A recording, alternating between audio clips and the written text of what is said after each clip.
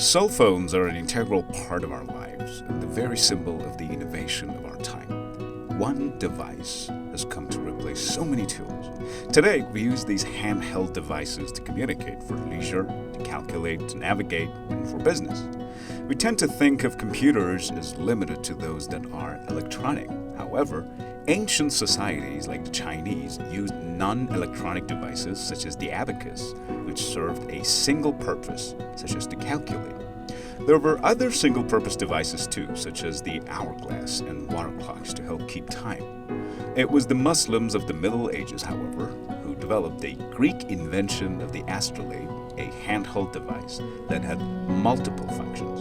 For a Muslim in the Middle Ages, the astrolabe was an indispensable tool.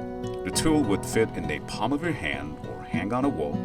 It could be used to tell the time of the day, keep track of the day of the month, navigate the seas, find the direction of Mecca for prayers, determine when the sun would rise and when it would set, survey land for setting property boundaries, measure the height of a building or the distance of one location from another, and even determine when to plant various crops.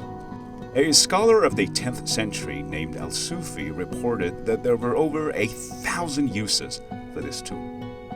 An astrolabe was a set of circular discs that could be rotated to align various markings.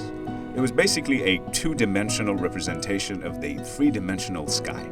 In order to use it, one would need to refer to a number of mathematical tables and have a good command of astronomy and geography. The astrolabe was used by the world's most modern civilizations for over 1,000 years. In the Middle Ages, the astrolabe was one of the most coveted possessions of an educated or affluent person in society. Over the years, variations of astrolabes were designed by Muslim innovators. Muslims used their knowledge of mathematics, namely trigonometry, as well as astronomy, to add angular scales and circles to help align the positions of the horizon with various markings. Muslims also made the spherical astrolabe, which they used to make astrological calculations. A scholar named Al-Tusi invented a linear astrolabe, which inspired the slide rule.